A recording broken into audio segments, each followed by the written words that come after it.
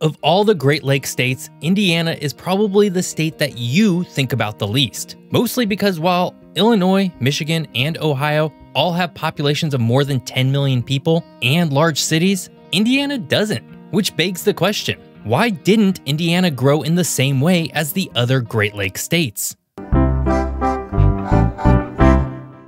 Indiana is a bit of a quandary because, while it's firmly within the Great Lakes region, it actually doesn't share all that much in common with its siblings, all of whom were born out of the Northwest Territory. In fact, it probably shares more with states like Missouri or even Iowa. But geographically and historically, this probably shouldn't be the case. Indiana is one of the oldest states in the country, but it has a pretty low profile overall, metaphorically and geographically speaking. Because while it sits within the Great Lakes region of the country, one of the United States' most important regions, it's surrounded by states with larger populations, more prominent cities, and well-established industries. But that's not to say Indiana doesn't have its own unique history. Of course, before the modern iteration of the state and before European settlers arrived, the area now known as Indiana was home to the Miami, Shawnee, Potawatomi, and Delaware tribes. The Miami people, one of the more prominent tribes in the region, established a network of villages across the Wabash River Valley. In fact, Indiana got its name in part because when the Northwest Territory was getting carved up beginning in the year 1800, the entire western section was specifically designated as Indian land.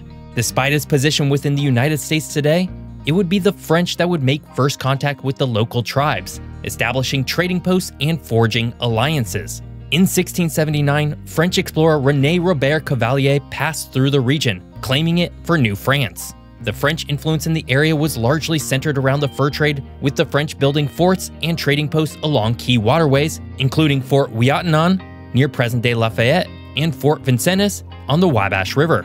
However, the French would eventually lose control of the entire region. The French and Indian War between France and Britain ended with the Treaty of Paris in 1763, which ceded control of the area to the British. But British rule was short-lived, as the American Revolutionary War soon erupted. And following that war, the Treaty of Paris in 1783 granted the newly formed United States control over the land north of the Ohio River, including what would become Indiana. The late 1700s and early 1800s were periods of great upheaval for the indigenous populations in Indiana. The United States government pursued a policy of land acquisition through treaties, many of which were signed under duress or through deceptive means. The Treaty of Greenville in 1795, following the Northwest Indian War, forced indigenous tribes to cede much of their land in Ohio, Indiana, and Illinois to the United States. Further treaties throughout the 1800s continued this process, steadily eroding indigenous landholdings and sovereignty. And as the indigenous peoples were pushed out, American settlers came rushing in to claim land. And like with Ohio, Tennessee, and Kentucky before it, this would eventually culminate in an effort to become a full state. The push for statehood in Indiana was closely tied to the broader westward expansion of the United States. The Northwest Ordinance of 1787 established the Northwest Territory, which included present-day Indiana, and set out the process by which territories could become states. In 1800, the Indiana Territory was created with its capital initially at Vincennes. William Henry Harrison was appointed as the territory's first governor, and he played a key role in negotiating treaties with the indigenous tribes, often and again to the detriment of those same tribes. During this time, the population of the Indiana Territory continued to grow, driven by an influx of settlers attracted by the promise of fertile land. By 1815, the population had reached a level sufficient to petition for statehood. A constitutional convention was held in Corydon in June 1816, where delegates drafted Indiana's first state constitution. On December 11, 1816, Indiana was admitted to the state as the 19th state. The admission of Indiana as a state marked a turning point in its history. The years that followed saw rapid development with the construction of roads, canals, and later railroads, facilitating the movement of people and goods. But the story of Indiana's statehood is also a story of loss for the indigenous peoples who called the region home for generations. Forced removals, such as those carried out under the Indian Removal Act of 1830, led to the displacement of most of Indiana's remaining indigenous populations, especially the Potawatomi, who were subjected to the Trail of Death in 1838, a forced march to lands west of the Mississippi River. While Indiana did grow rapidly in the 1800s, like its sibling Northwest Territory states, Indiana's physical geography didn't really propel it in the same way, which is a bit surprising because Indiana is almost the perfect mix of Ohio, Michigan, and Illinois. Indiana's physical geography is characterized by a diverse landscape that reflects its location in the Midwest, where the eastern woodlands meets the prairies. The state's topography varies from the rolling hills of the southern region to the flat plains in the north, with significant influences from glacial activity during the last ice age. Indiana's geography can be understood by examining its three main geographic regions: the northern lakes and moraines, the central till plains, and the southern lowlands. Comparing Indiana's geography with its neighboring states of Ohio, Michigan, and Illinois reveals both similarities and distinct differences. The Northern Lakes and Moraines region of Indiana, shaped by glacial deposits, features a landscape of low rolling hills interspersed with numerous lakes and wetlands. This region is part of the broader Great Lakes Basin and includes the fertile Calumet region in the northwest, near Lake Michigan. Indiana's access to Lake Michigan provides it with a key transportation route that has influenced the development of industrial cities such as Gary. The glacial history of this region is shared with southern Michigan, which also features an abundance of lakes, rolling hills, and a landscape molded by glacial moraines. However, Michigan's geography is more dominated by the presence of the Great Lakes, with significantly more shoreline and a greater number of natural lakes. Moving southward, the Central Till Plains cover much of Indiana's central portion. This region is characterized by flatter terrain created by the deposition of glacial till, a mix of clay, sand, gravel, and boulders left behind by the retreating glaciers. The fertile soils of the Central Till Plains make this region Indiana's agricultural heartland, where corn and soybeans are the dominant crops. Ohio shares a similar landscape in its western half, where the Central Till Plains extend into the state. Like Indiana, Ohio's agricultural industry thrives on the fertile soil and flat terrain of this region. However, Ohio's topography is more varied overall, with the Appalachian foothills influencing the southeastern part of the state, adding more rugged and hilly terrain than what's found in Indiana.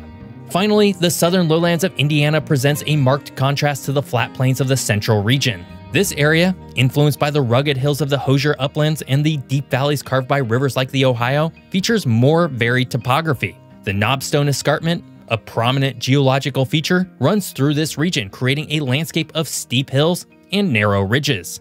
The southern lowlands also include the Wabash River Valley, an area with rich soils that supports agriculture, particularly in the southwestern part of the state. Illinois shares some geographic similarities with Indiana, particularly in its southern region, where the Shawnee Hills and the Illinois Basin create a landscape of rolling hills and lowlands. However, much of Illinois is dominated by the vast Illinois Prairie, a flat expanse that contrasts with Indiana's more varied topography. In a way, Indiana is the perfect blend of Ohio, Michigan, and Illinois geography. The state offers a blend of flat plains, rolling hills, and rugged southern uplands reflecting the state's glacial history and varied terrain. That said, Indiana's geography is less varied than Ohio's and less dominated by water features than Michigan's. Yet it maintains a hilly southern region that distinguishes it from Illinois. So here's the question at the root of all of this. If Indiana is very similar to these other three states, why does it have a population that's considerably lower?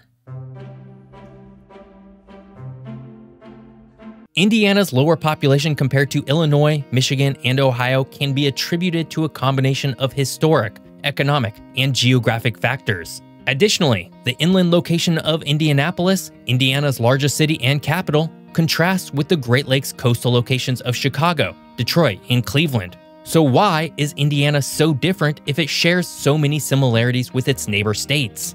Well, one of the primary reasons for Indiana's lower population is its lack of a dominant geographic or economic feature that could serve as a catalyst for large-scale population growth. Illinois, Michigan, and Ohio all have significant natural resources or strategic locations that have driven their population growth. Chicago, for example, grew rapidly due to its position on the southwestern shore of Lake Michigan, which made it a crucial hub for transportation and trade. The completion of the Illinois and Michigan Canal in 1848, followed by the rise of the railroads, further solidified Chicago's role as a key nexus for the movement of goods between the Great Lakes and the Mississippi River, fueling its population boom. Similarly, Detroit's location on the Detroit River, which connects to Lake Erie and Lake St. Clair, made it a critical site for shipping and trade. The city's growth was further propelled by the rise of the automotive industry in the early 20th century, which attracted workers from across the country and around the world, leading to a significant population increase. Meanwhile, Cleveland, located on the southern shore of Lake Erie, benefited from its position at the mouth of the Cuyahoga River, which provided access to both the Great Lakes and the Ohio River system. This strategic location made Cleveland a key industrial and shipping center, particularly during the 1800s and early 1900s.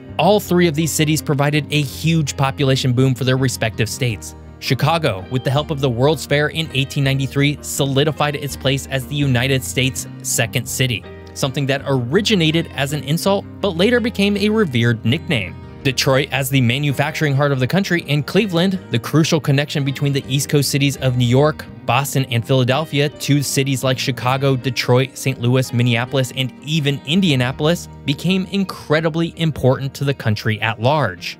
In contrast, Indiana lacks a similar natural or economic driver. While the state is rich in agricultural land, it didn't develop the same level of industrialization or transportation infrastructure as its neighbors during key periods of growth. Indiana's economy has traditionally been more diversified and less reliant on a single industry or resource, which contributed to more moderate population growth. Basically, the state never really had a boom.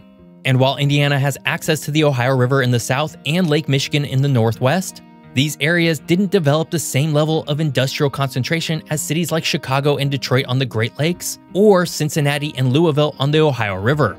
Instead, Indiana's largest city is located well inland, far away from natural features that could have propelled its growth. Founded in 1821, Indianapolis was deliberately chosen as the state capital for its central location, intended to make it accessible to residents throughout the state. And unlike Chicago, Detroit, and Cleveland, which grew organically as key transportation hubs, Indianapolis was planned and built in a region that was primarily agricultural.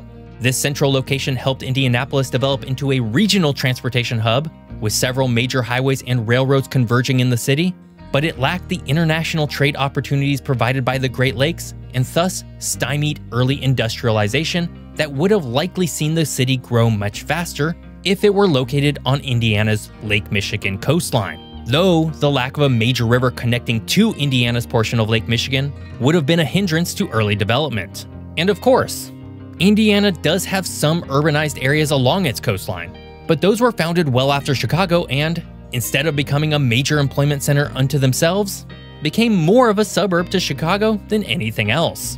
The growth of Indianapolis has been steady but not explosive, reflecting the broader economic trends of the state. While the city has become a major center for business, education, and healthcare, it does not have the same historic legacy of heavy industry and manufacturing that fueled the rapid growth of Chicago, Detroit, and Cleveland.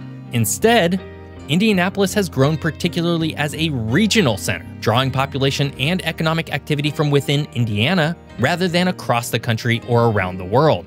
And that is the key difference maker between a city like Chicago, Detroit, and Cleveland, and a city like Indianapolis.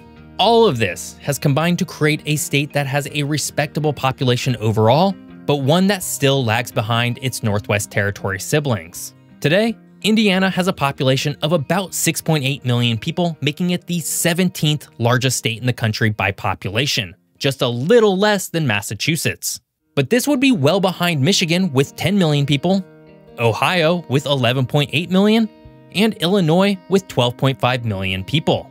And within the state, Indianapolis would be the largest metropolitan area with 2.1 million people, followed by Fort Wayne with 450,000, and South Bend with 324,000 people. This would contrast with Illinois' Chicago at 9.3 million people, and Michigan's Detroit with 4.3 million. And while Cleveland today only has 2.1 million people itself, the state is also home to Columbus with 2.2 million and Cincinnati with 2.3 million people. Indiana is the smallest of these four states, but today it's actually growing much faster than any of them, especially Illinois, which is losing population at the moment. This doesn't mean that Indiana will grow larger than any of its siblings anytime soon, but at least it means that there's something special about the Hoosier State that is drawing people in. This was a really fun exploration of Indiana, and if you enjoyed it and want to support the channel, take a look at my map store and maybe buy 1 or 2 maps of Indiana, or any state really. I hope you learned something about Indiana today. If you did and you enjoyed the experience, please subscribe to the channel and like the video. Thanks for watching. See you next time.